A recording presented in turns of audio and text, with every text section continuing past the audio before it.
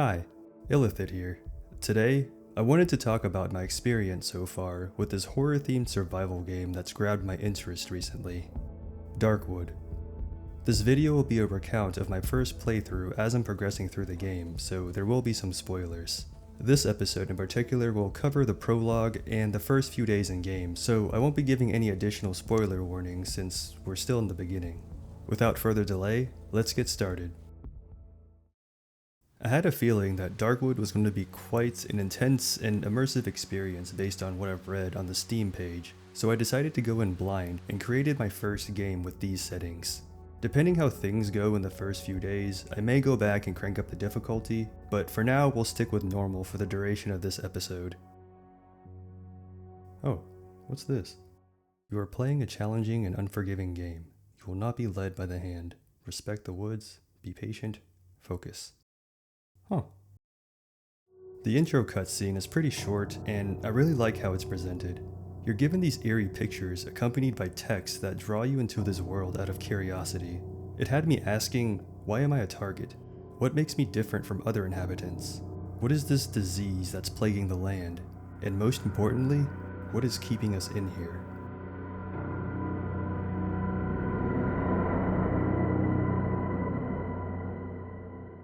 The game starts with our character waking up at his desk.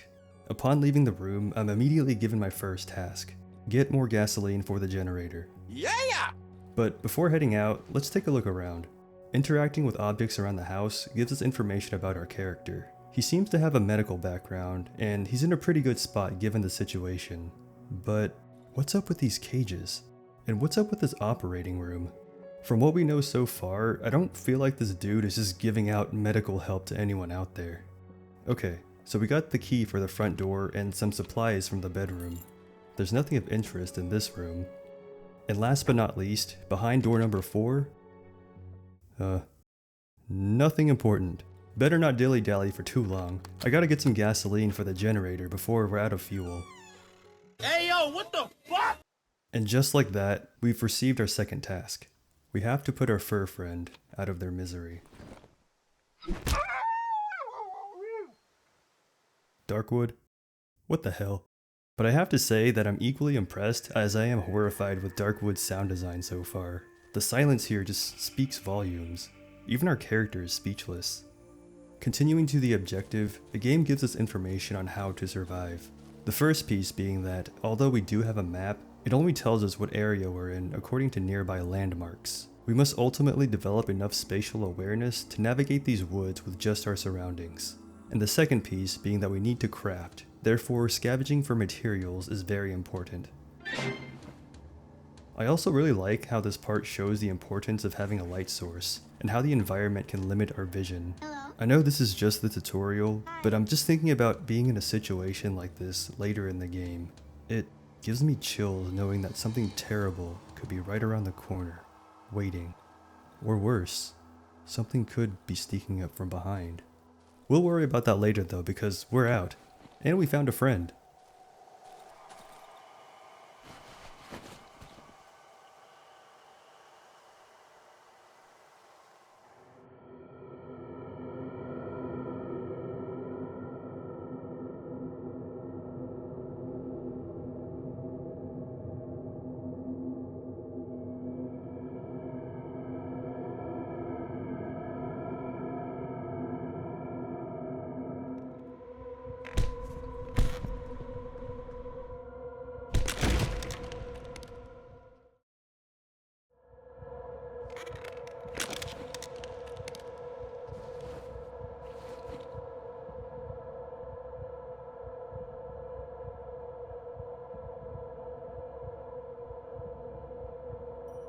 Surprise! Turns out, the guy that we were playing as is just some psychotic rando, and we're actually this dude. Cool. That's fine. Well, at least he comes with a wardrobe upgrade. He kinda reminds me of Q from Street Fighter 3 Third Strike. Anyway, I'm activating my protagonist powers here to bust out of this room.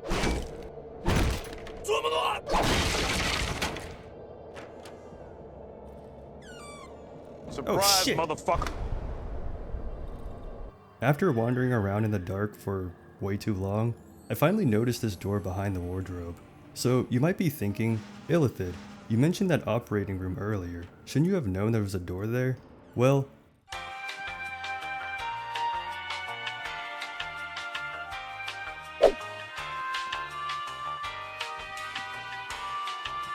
Mission failed.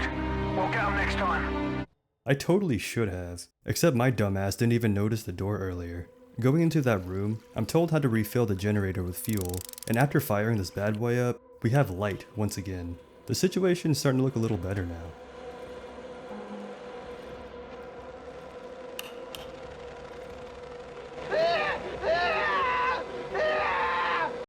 This is going to be a reoccurring thing, isn't it? This thing gave me a 4-digit code, which opens this door, which leads into this room that this dialogue has been coming from. This isn't suspicious at all. Okay, whatever. Hey, I've come to rescue you. Oh, fuck you, dude. Come on, let's go.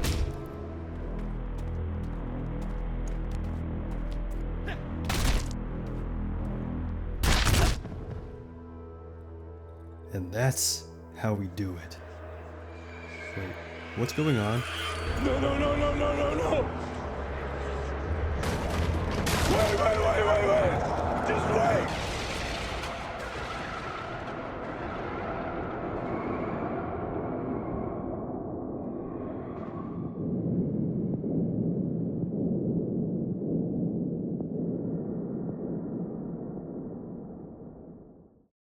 Now, the training wheels are officially off. We wake up in a new house, but it isn't revealed how much time has elapsed between the prologue and now. Oh, wait. It actually tells me when I interact with the oven. It's revealed that we arrived in this location just a couple of days ago after the accident, which I'm assuming was the ending of the prologue, and we also seem to be part of a group. The bottle on the oven provides another important survival tip. Be back here by nightfall. Checking out the rest of the house, I find a few things that will aid me. The workbench for crafting, the saw for, sawing, we have the generator of course, and shrooms? There's also this container that requires a 4-digit key to open. I tried the key from the prologue, but this one uses a different one. And now, my first objective has been revealed. Fortify the house by barricading the windows. Shortly after, another task appeared. I need to get fuel for the generator. Again! Lucky for me, our character has done some reconnaissance before becoming playable because the map tells me where to find the house that has fuel. One thing that I really like about Darkwood so far is how objectives are discovered.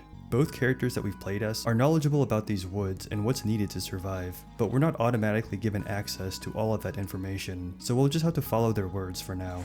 If you take the time to interact with the environment, information is revealed through the character's dialogue or notes and can often help us. I'm usually the type of player to skip interacting with things, but I feel like Darkwood has made it worth the player's time to actually interact with their environment. As I'm making my way to the objective, I crossed paths with a few stray dogs. I guess I haven't learned my lesson to not trust everything yet, because if not friend, then why friend shaped? It's okay though, because I escaped without getting hit. Plus, we found the house. And just like our character mentioned, there's a full container of gasoline here, along with a variety of crafting materials, and more shrooms. Before heading back to the base, I figured it'd be best to do a little more exploring. I mean, the day's young, I'm in good condition, and I have a few more open slots in my inventory. Boy, I'm glad that I did that, because I found a crap ton of logs just northwest of that house. These can be used with the saw to make wood planks, which is exactly what we need to barricade the windows. As I was making my way back to the base, I came across a chest just west of it. Like, it's literally a few steps away from the generator. I used my lockpick to open it up, and... Are you serious? There was gasoline here the whole time? Well, the saw requires fuel to operate too, so that's okay. We're doing fantastic on fuel right now. And just like that, I managed to knock out both objectives in one day.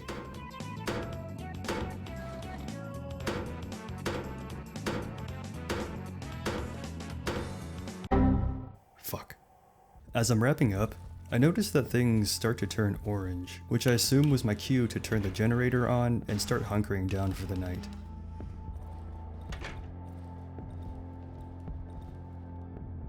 Later. Okay, maybe I had a lot more time than I thought I did, so I took the opportunity to do a little bit of inventory management, crafting, rearranging, and I found out I can put those shrooms that I found inside this syringe at the oven. Just a few more until I can take my first hit of shrooms. Yeah. What you just said is one of the most insanely idiotic things I have ever heard. And it was back to waiting.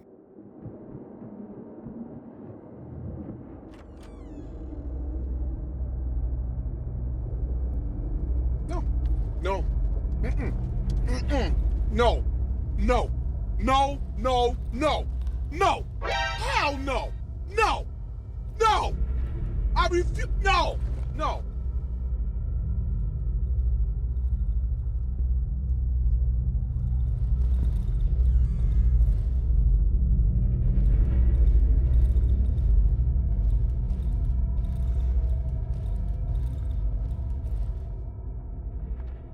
Turns out, it was nothing.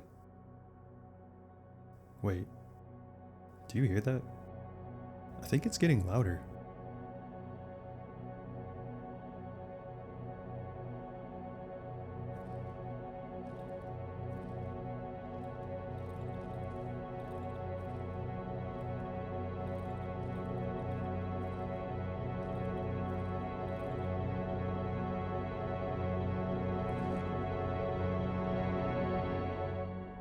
You see, that is the sound of relief.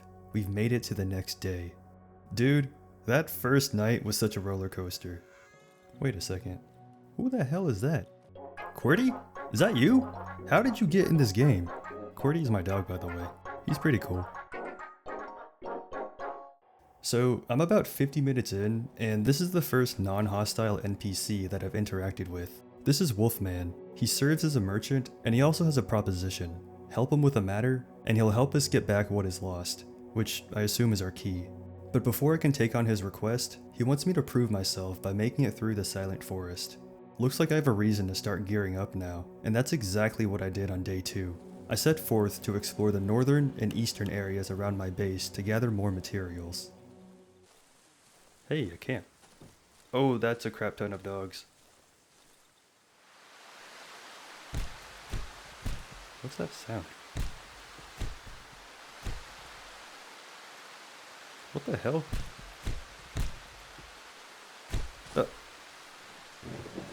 Well, okay then.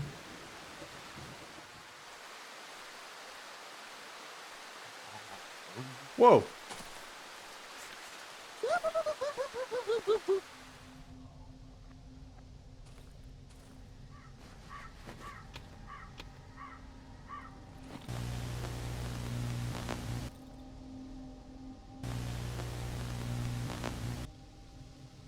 Fuck this shit, I'm out. My inventory wasn't big enough to carry everything back, so I did have to leave a few things behind, like empty bottles and extra matchsticks. But I made my way back to the base, dropped off some loot, and actually went back to the house from day 1 to grab the rest of the wood that I couldn't carry back. And with all that, I had enough materials to barricade that last window, craft another weapon, some torches, a lockpick, and even build a well, which can heal me. It started to get late, so it's time to start winding down.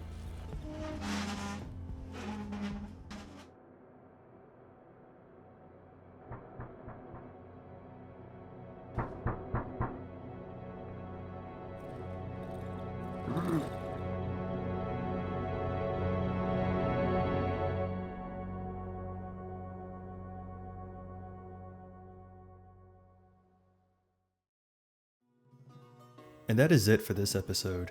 I want to thank you for watching, and also give a special thank you to those of you that engaged with the previous video. I know we only covered the prologue and 2 in-game days in this video, but I feel like a lot of stuff has happened. I'm just constantly running into stuff that needs to be investigated, so maybe Darkwood is filled with interesting things. Or maybe it's due to it still being the beginning of the game, but we'll find out eventually. As I'm putting this video together, I'm thinking about restarting the game on a harder difficulty, so the next episode will resume from day 3, but on hard. I hope you enjoyed the video. If you did, please consider leaving a like, and maybe even subscribing if you want to see more content from me. Take care, and see you next time.